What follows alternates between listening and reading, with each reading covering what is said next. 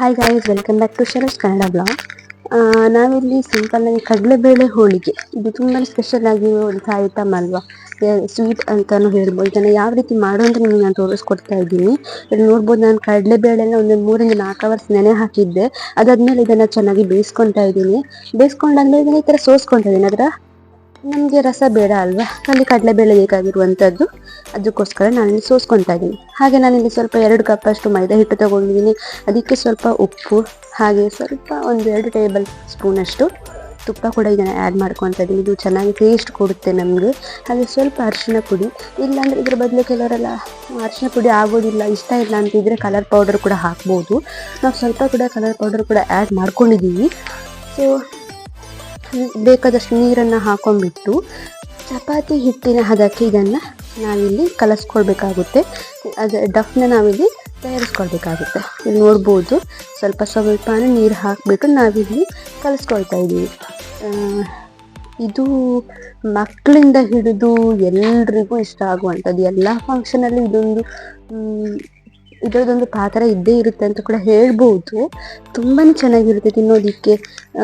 ನಿಮಗೆ ಸಂಜೆ ಹೊತ್ತಿಗಾಗಿರ್ಬೋದು ಅಥವಾ ರಜೆ ಟೈಮಲ್ಲಿ, ಸಂಡೇ ವೀಕೆಂಡಲ್ಲಿ ಮಕ್ಕಳೇನೇನಾದರೂ ಕೇಳ್ತಾ ಇರ್ತಾರೆ ನಿಮಗೆ ಸ್ಪೆಷಲ್ ಬೇಕು ಅಂತ, ಆವಾಗೆಲ್ಲ ಇದನ್ನು ಮಾಡಿಕೊಡ್ಬೋದು, ಈಸಿಯಾಗಿ ಮಾಡಿಕೊಡ್ಬೋದು.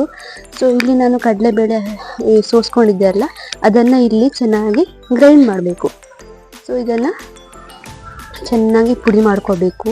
ಯಾಕಂದರೆ ಈ ಕಡಲೆಬೇಳೆ ಹೋಳಿಗೆ ಅಂತಂದರೆ ಮೇನ್ ಪಾರ್ಟ್ ಅಲ್ವಾ. ಸೊ ಇದಕ್ಕೆ ನಾವು ಬೇಕಾದಷ್ಟು ರುಚಿಗೆ ತಕ್ಕಷ್ಟು ಸಿಹಿ ಅಂದರೆ ಬೆಲ್ಲ ಇಲ್ಲಿ ಆ್ಯಡ್ ಮಾಡ್ಕೊಂಡು ಇದನ್ನು ಫ್ರೈ ಮಾಡ್ಕೋಬೇಕಾಗುತ್ತೆ ಸ್ವಲ್ಪ ಹೊತ್ತು. ಯಾಕಂದರೆ ಇದು ಉಂಡೆ ಕಟ್ಟೋದಕ್ಕೆ ಬರಬೇಕು, ಅಲ್ಲಿವರೆಗೂ ನಾವು ಇದನ್ನು ಫ್ರೈ ಮಾಡ್ಕೊಬೇಕಾಗುತ್ತೆ. ನೋಡ್ಬೋದು,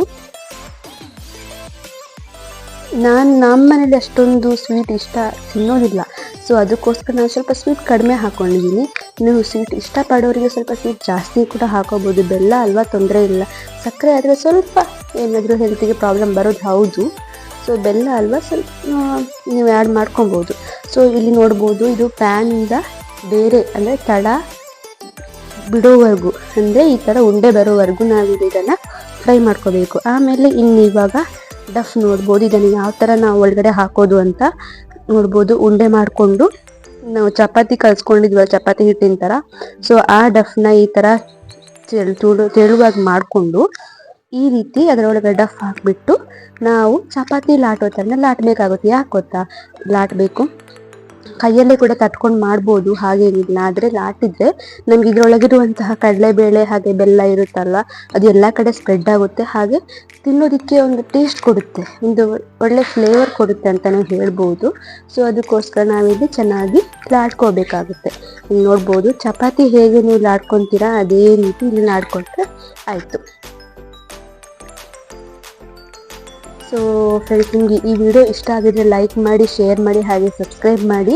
ಕಮೆಂಟ್ ಮಾಡೋದಕ್ಕೆ ಮಾತ್ರ ಮರಿಬೇಡಿ. ಇನ್ನೊಂದು ಯಾವ್ದಾದ್ರು ನಿಮಗೆ ರೆಸಿಪಿ ಬೇಕು ಅಂತಿದ್ರೆ ನಿಮಗೆ ಕಮೆಂಟ್ ಸೆಕ್ಷನಲ್ಲಿ ತಿಳಿಸಿ. ಇಲ್ಲ ನಿಮ್ಗೆ ಏನಾದರೂ ಟಿಪ್ಸ್ ಬೇಕು ಅಂತಿದ್ರೆ ಅದನ್ನು ಕೂಡ ನನಗೆ ಕಮೆಂಟ್ ಮಾಡಿ ತಿಳಿಸ್ಬೋದು. ಸೊ ನೋಡ್ಬೋದು, ಚಪಾತಿ ಈ ಥರ ನಾವು ಇದನ್ನು ಲಾಟ್ಕೊಂಡ್ಮೇಲೆ ಚಪಾತಿ ಥರನೇ ನಾವಿಲ್ಲಿ ಏನು ಮಾಡ್ತೀವಿ, ಪ್ಯಾನ್ಗೆ ಹಾಕಿಬಿಟ್ಟು ಇದನ್ನು ಫ್ರೈ ಮಾಡ್ಕೊಬೇಕಾಗುತ್ತೆ. ಫ್ರೈ ಏನು ಹೇಳಬೇಕಂದ್ರೆ ಚಪಾತಿ ಥರನೇ ಬೇಯಿಸ್ಕೊಬೇಕಾಗುತ್ತೆ. ಇದಂತೂ ತುಂಬಾ ಚೆನ್ನಾಗಿರುತ್ತೆ ತಿನ್ನೋದಕ್ಕೆ. ಕೊನೆಯದಾಗಿ ತೋರಿಸ್ತೀನಿ ನೋಡಿ ಯಾವ ಥರ ಬಂದಿದೆ ಅಂತ. ಸ್ಮೂತಾಗಿ, ನಿಮಗೆ ಹೊರಗಡೆ ಸಿಗೋದಕ್ಕಿಂತಲೂ ಮನೆಯಲ್ಲೇ ಮಾಡಿಕೊಂಡ್ರೆ ತುಂಬಾ ಒಳ್ಳೇದಂತಲೇ ಹೇಳ್ಬೋದು. ಕೆಲವರೆಲ್ಲ ಇದ್ರ ಜೊತೆ ಕಾಯಿ ಕೂಡ, ಅಂದರೆ ತೆಂಗಿನಕಾಯಿ ಕೂಡ ಆ್ಯಡ್ ಮಾಡ್ಕೊತಾರೆ, ಕಾಯಿ ಹೋಳಿಗೆ ಅಂತಲೇ ಹೇಳ್ಬೋದು. ಸೊ ನೋಡಿ ಯಾವ ಥರ ಬಂದಿದೆ ಅಂತ. ಸೊ ತುಂಬಾ ಚೆನ್ನಾಗಿದೆ ಫ್ರೆಂಡ್ಸ್, ನಿಜವಾಗ್ಲೂ ಟ್ರೈ ಮಾಡಿ ನೋಡಿ.